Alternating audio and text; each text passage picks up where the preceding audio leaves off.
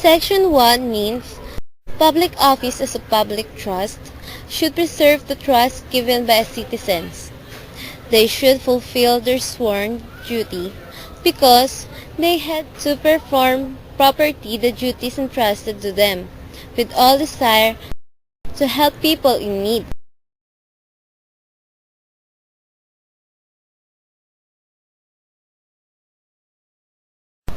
In this section 2, even if you are in high position, once you committed sins against the law itself will not recognize, even if you hold a high position, and you will be able to expel from the position you have, or imprison to the sin you have done.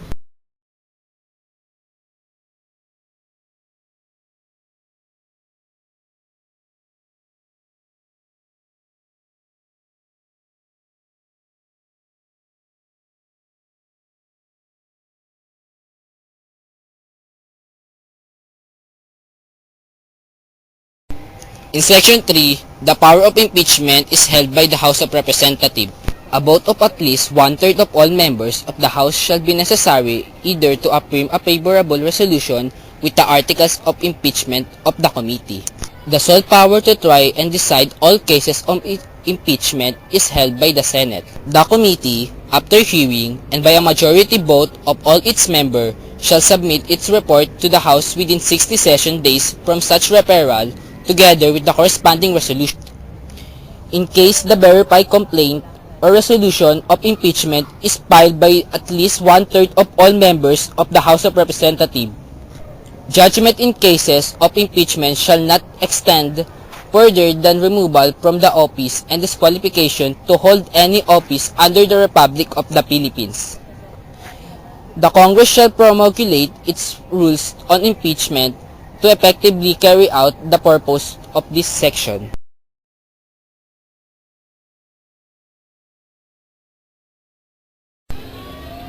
Section 4 tells that the Sandigan Bayan has the responsibility to restrain the corruption and should take action to prevent.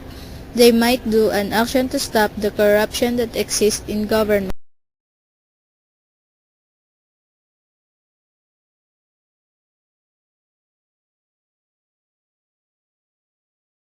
Section 5.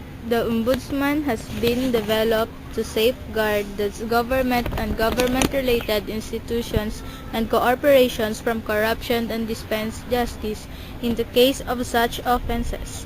They are assigned in Luzon, Visayas, and Mindanao to burden the authority assigning them from the area.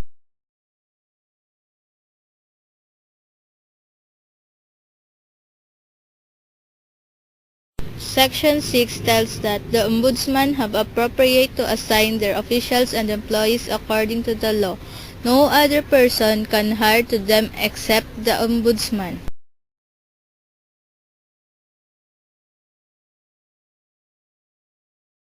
Section 7 means that Office of the Special Prosecutor should be the new name of Tanod Bayan and should be continue their duties and maintain its power.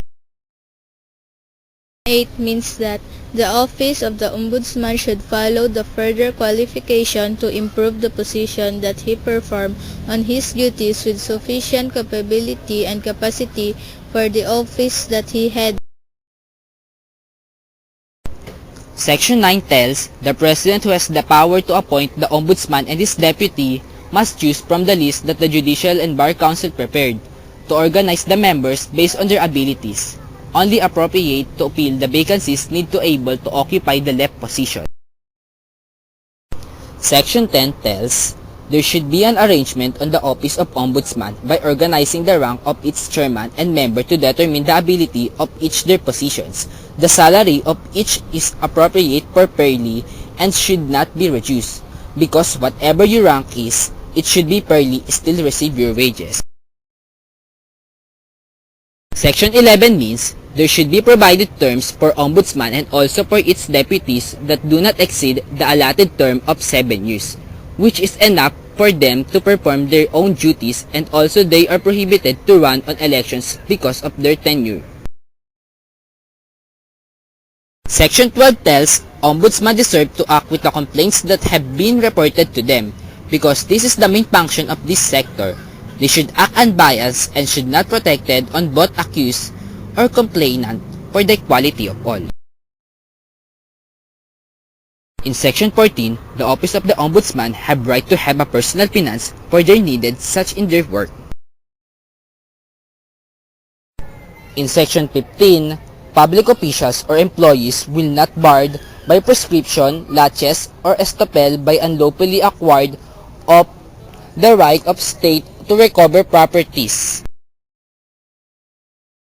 In Section 16, the government cannot have loans or any related financial activities just because for business or personal interest. All financial activities of government should declare to all citizens.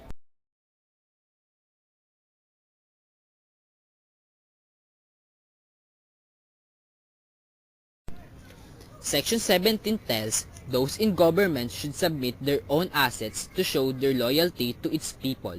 With this, it will able to reveal the properties of each government and know whether it will take funds to their citizens on having a property that are not mentioned in their submitted form. Section 18 means there are corresponding law for the leaders who want to change their citizenship during their tenure.